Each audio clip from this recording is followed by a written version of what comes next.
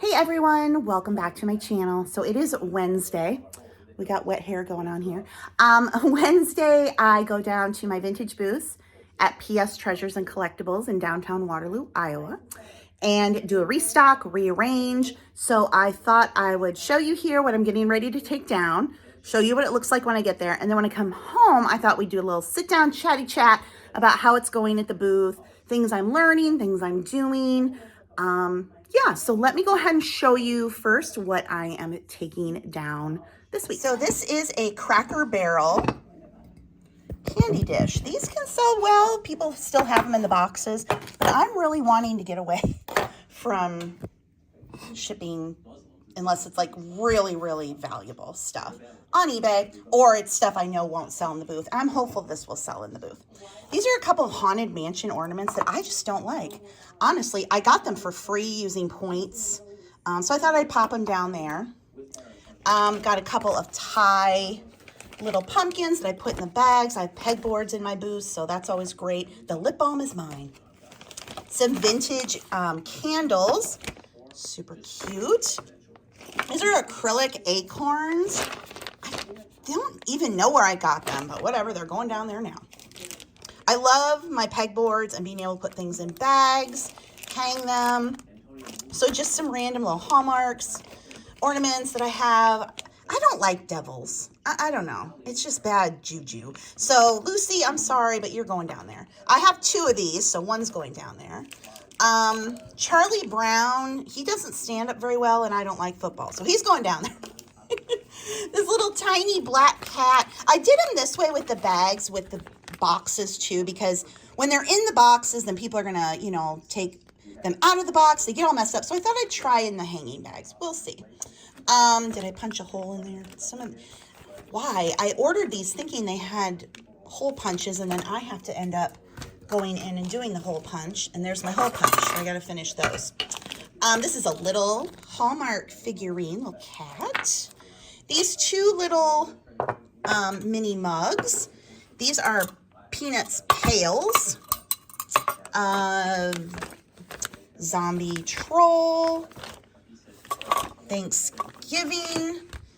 Peanuts with the box. The ones with the box, I put $5.99. If it didn't have the box, I put $4.99. I don't know. These are just some little plastic little pails. They do open. This little thing you stick on a window. And then we have dancing Thanksgiving Snoopy.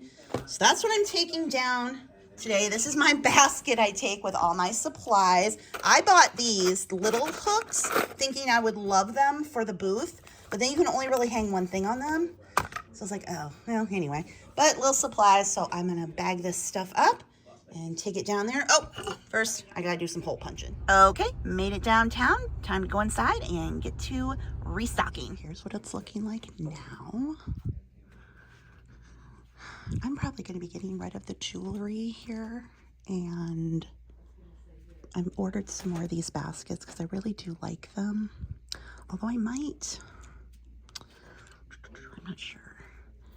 I don't know. Always moving things around. Every time I come down here, I'm like, oh, there's going to be no room for me to put anything more, and then there is room. Ooh, what's sold there? Oh, vase. So I've got places to fill in. So that's good.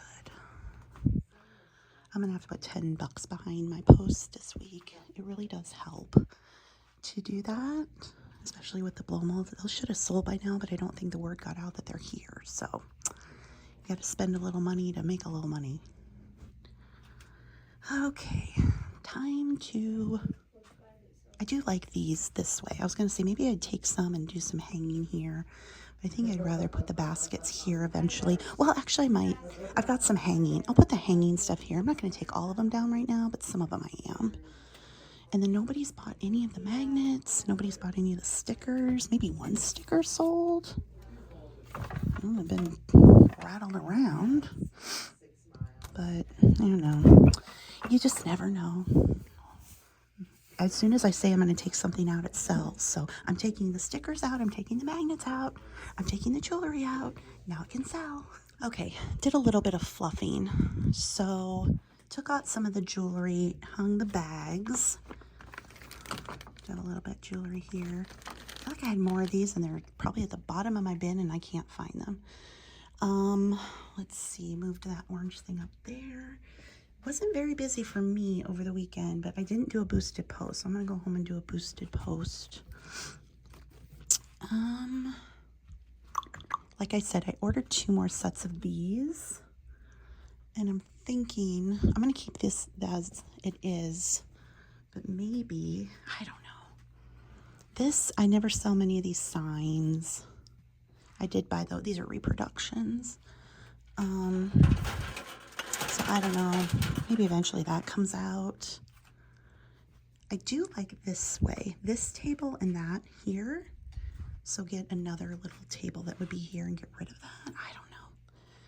I don't know. It's always working around, or move that over and put the shelves there. I don't know. It's always a work in progress, but anyway, there is what we've got. Now I got to take some still photos and then I will take photos of the rest. Opened it up a lot. So like this space is for rent. These spaces are for rent. They just have stuff here for now, but you can rent this whole thing. And these are the most inexpensive places in here to rent something. Like here, this whole thing. You can't put anything on the floor on there, but you've got 3 shelves and it's pretty big. So you get that whole thing. I think it's 50 or 60 for these, but it's pretty low. Oh, and here's Nikki's booth. Nikki Moss. Ooh, that's Smurfette's new. Oh, she put in those figure. Yeah, so I'll get some pictures of what's new. Super cute. Oh, that's new. Oh, and she's got more on her peg wall. Cute. Oh, she's got the little sweet. Yeah, I reorganized again. Moved my shelves around. Some of that. Redid that. Just move, move, move. Well, it is several hours later. I just got done scheduling out the Facebook posts for the shop for the week. So I do help them with their Facebook page. And so every week I go in and I take pictures around the shop, and then I use Canva to create like collages and things. So it is very time consuming. I do spend several hours on this a week. When you look at the exchange between how much I'm getting off of the booth in exchange for doing this, it isn't really equitable, but my hope is that it helps the shop grow, because if the shop grows, then my booth will grow. So just like my booth isn't profitable for me right now. Yes, I get a check every month, but it's not profitable considering the amount of money I've put into it. So the reason I really liked the mall is that they have shelving space set up. And one of the things that's so stressful about thinking about opening an antique mall booth is like getting all the cabinets and everything. So they had the wall shelves up and they have pegboard on the side. So that is fantastic, because I'm like, where am I going to get a cabinet and moving it? It was just too much. So that's fantastic. But I have added tables. I have purchased bags. There's labels you need to purchase if you want to do print out the barcodes and things. And so I've put a lot of money into it. So when you consider that, I don't consider myself profitable when I look at my expenses. But again, just like spending time working on the Facebook posts, I just am looking at this as a long term in continuing to grow it, because the mall's, it's barely a year old. And so there's still that, like, people don't know it's there. So this week, she was interested, the owner, in boosting a post. So we chose a post and doing just a $10 boost on Facebook for through Saturday to see if that will help get the word out. Because really at this point, it's about getting more customers in the door. Like, forget any kind of events or anything. You just need to get more people to know it's there. People love going into antique malls and stores. They just don't know it's here. So we'll see what that does. Last week, I did not boost my own Facebook posts on my own Eckhart Antiques Facebook page. Occasionally I will do that. I didn't do it last week, and I had a really slow week last week. I think let's see, does it have the dates on here? I think I sold like $20 and something last week. So it was super slow. So I decided to put $10 behind my own post this morning to see. So again, there's that expense as well. But from everybody I've talked to who has vintage booths, they always say the booths that do the best are the ones who promote themselves on their own Facebook and stuff. So it's promoting the mall promotion that they do, and then as a booth owner, the promotion you do. So it's a lot of promotion until hopefully, word spreads and people know it's there. So this is like, I still consider this at the ground level for me. I've been there since April, but still thinking like, okay, we're still building, still got to get the word out. So we shall see about that. So I was disappointed in my weekend sales, but the thing of it is now, especially in Iowa, once football starts, good luck. Everybody is at football, not me, but other people. So there's kind of this dip on the weekends, Saturdays, especially in the fall in retail that I've noticed, with all the football and even people who are at home watching games. I don't know. Anyway, but we'll see if the boosted post helped. I put $10 behind mine. This is something I would like to ask those of you who have your own vintage booths and do Facebook boosted posts. Do you run them for like a week? Because the store is open Wednesday through Saturday. But do you still have your ads running Sunday, Monday, Tuesday? Or is that like confusing to people? I'm always very clear in the post, like, here are the hours, right? Wednesday through Saturday, 9 a.m. to 6 p.m. Those are the hours. But I always worry, like, okay, if a post goes up on Monday, are they going to run down there? Because people don't read. They don't read. So I'm trying to make that clear. But like for the store, I advised her to run it through Saturday. And then mine as well, I'm running through Saturday. So I don't know. Facebook will then be like, well, you need to run it for at least 4 days to get better results. Oh, they also want me to spend like $90. No, Facebook. Anyway, so there's that. So overall, I'm now starting to take out some of the cheapy filler things that I had put in at the beginning to fill up the space. Now that I have not only more items, but a better idea of what people are shopping for, which I love because now I can take out some of that stuff that I just put up to fill in the space and put in what I would consider better quality items. My goal eventually would be that I'm only listing things on eBay that are going to be, worth it. And worth it to me at this point is probably like, at first I was like, well, is it 20? Is it 30? I don't know, $50 maybe that I can put it on eBay with. eBay is just, listen, I love eBay. I'm eBay for life. But at this point right now in my life, I do not want to be outsourcing constantly, photographing, listing, shipping. I just don't want to do all of that even when you do eBay on a part-time or hobby level, it's a lot of time. It's not hard, but it's very time consuming, and I don't want to be consumed with it. So the more I can put in the booth, the better, and that lets me source more specifically for the booth, which is very different than sourcing for eBay. Now, eBay is, I always consider a long tail. So I might find something that seems like it's going to be worth a lot, but it might sit there for quite a while. But with the booth, I want things to be moving, but I want things that are eye-catching, that are fun. And right now, that to me seems like the Gen X, Y2K customer, funny things do well versus the decor. And again, it depends on what mall you're in. And this is another piece of advice I heard when I first started is what does well in one mall may not do well in another. So to follow people who are selling a lot of dishes at their mall, that might not work in your mall. So you have to figure out what sells where you are. I love the Gen X stuff because I'm Gen X. So the more I can focus on that kind of category, fine by me. One thing I'm not picking up anymore, and I'm not picking it up for the booth or eBay, things that used to do well for me are those vintage dishes. I used to get sets of vintage china at estate sales. They'd practically give them to me, like, please take them. Nobody wants them. If I could piece it out on eBay, people aren't buying that stuff as much anymore. Not to say that there aren't things that still sell. There are things that are more valuable and you can piece out if that's what you want to do and you have the time in the room. I don't want to do that anymore. So it's interesting, you know, when I used to go out sourcing for, when I was just on eBay, I was like, okay, get the dishes, get the china, get the flatware, get the crystal, get all that stuff, the teacups and saucers and the gravy boats and all that stuff. And those things are just falling out of favor right now because the generation that bought that stuff, they're dying off. And I know that sounds terrible, but it is true.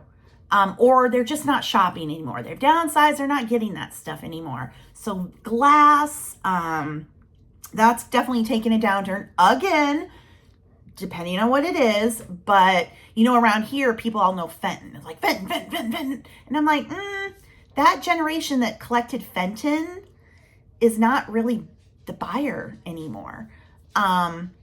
Especially when you have to pay up for that stuff. That's always been my thing, no matter what I sold, is I'm not paying up for stuff because I want to make a profit. I don't want to get something just to say I got it and it's in my booth.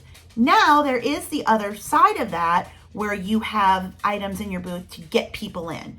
Like at a grocery store, they call them loss leaders when they have those big sales every week and stuff is at a ridiculous price. They don't make money on that. It's to get people in the store and hope they buy more. I don't want to do loss leaders. I don't want to lose money, but there is somewhat of an argument to be made that you get a few things that maybe you're only going to double your money. You guys know me. I'm not a double your money. I'm a minimum quadruple my money. Okay. So if I pay $5, I want to make 20. I'm not going to $5 to sell it for 10. That's not worth it to me. Right. But maybe there's a handful of things, like maybe a little bit pricier stuff. Like if I found a blow mold, a vintage blow mold that was 20 that I thought I could put in my booth for 40. Okay, that type of stuff. But I still want to stick to the not paying as much for inventory. So it's still a learning process. I'm still investing. It's so fun. You guys, a lot of you know I always wanted my own store.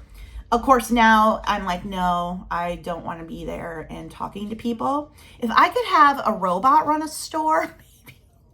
You know, I mean, technology is getting to the point. Like they have the Amazon grocery stores where people could go in and the robot computer scanning thing is just tracking what they're buying. Like if you could have an antique store where you didn't have to be there and there was some sort of robot. Because the thing I know about antique stores, antique malls, it's a lot of lookers. Unlike, you know, like if you're like, okay, I'm going to go shopping for clothes or I'm going to go shopping, whatever, right? You're more tended to buy something. I want to go to Old Navy and look at jeans. I don't know.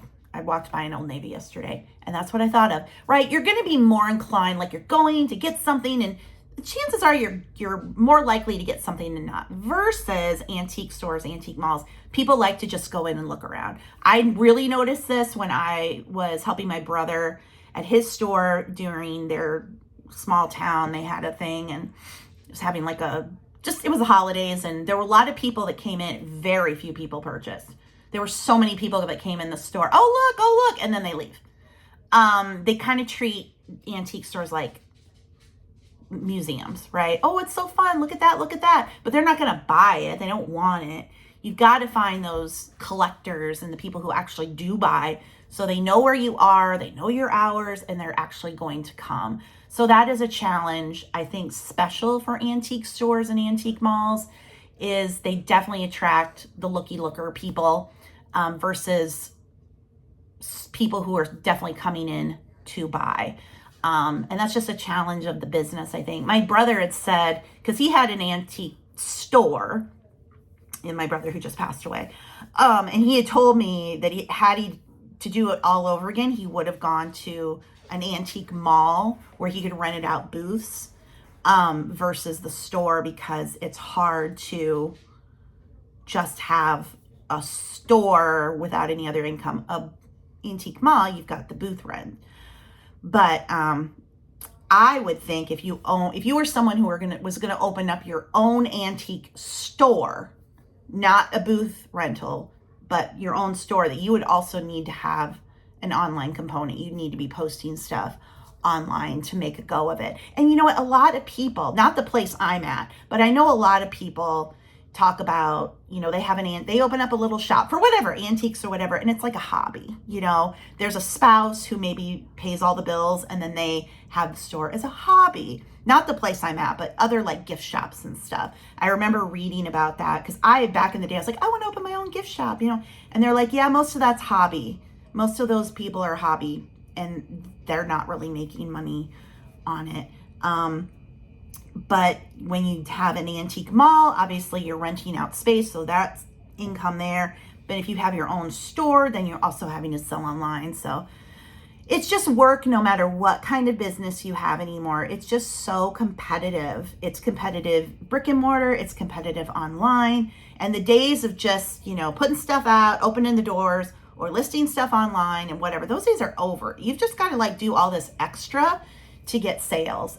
So for me, the extra is helping them with their Facebook page and then working on my own Facebook page, maybe putting some money behind boosted posts to get people, you know, in. Again, it's all about getting the word out to those people who are collectors, those people who do actually buy things at antique malls, to let them know that this store is there. Because like with the theme park, you would be shocked at how many people in my city do not know we have a theme park. Do you not see the big old Ferris wheel and roller coaster popping from the skyline? I've literally had people like, oh yeah, I thought I saw something over there. What did you think it was? Oh yeah, I live by there, but I haven't even driven by it. What? So I don't know. I've said before, like with the theme park, I feel like you've got to go door to door and staple a brochure on people's heads to get them to understand what's there. Isn't it funny how we all complain? And I'm the same too. Oh, we don't have anything to do. Don't even know where to go. There's nowhere to shop. There's nowhere to eat. We have a whole city full of these places, but then we don't go. And then we complain. So continually promoting, continually changing the inventory. And like I said, it is fun, especially as I continue to downsize. It'd be great if I could get to a day where I don't have a basement full of eBay boxes and shipping supplies. That would be fantastic. And I could just focus on my booth and I don't really have to talk to people other than the owner. But like, I don't have to, you know, deal with the customers and the people who come in and they talk and talk and talk and tell you, they look at everything and they tell you the stories they have about it and then they leave. It's like the people when you have a garage sale and they just come and they look at everything, or you have those people that come to your garage sale and they touch everything and then they leave. You're like, hey, when my brother was having his, or when I went over there to help with the holiday thing that they were having, people would come in and I was like, then they were like, you didn't buy anything. What are you doing? Come on, buy something. So anyway, that is a little weekly update for the booth. If you have booth questions, leave comments below. I will link the mall that I'm in, which is PS Treasures and Collectibles here in Waterloo, Iowa. And then I have my own Facebook page for my own booth. That is linked below the video if you want to go check them out, follow them. All the likes and follows help with creating engagement for both of those pages, and therefore more likelihood that more people will find them. So yeah, I'll probably come back next week and do another update of what I'm taking down there, how sales are, all that kind of stuff. Oh, I was going to say, so far for the month, it is September 18th as I'm filming right now. My sales have been $158.37. Net sales after fee, they take 10% fees, and then of course sales tax comes to $142.52. So about $142.52, and we are at September 18th. So will it be a $300 month? I don't know. Hoping I can get to 200. So we'll see. But yeah, that's this week's update. And if you liked it, be sure to give it a thumbs up. And I will see you in the next video. Thanks for watching. Bye. Thank you so much for watching today's video. Please be sure to like, comment, and subscribe. And check out the links under the video. The very first link will take you to my Amazon storefront. There you will find all of my books and recommended products. I've written numerous books about how to make money online on sites such as eBay, Etsy, Amazon, and YouTube. So if you're interested in learning how to make money the same way I do, be sure to check those out. And I will see you in the next one. Bye.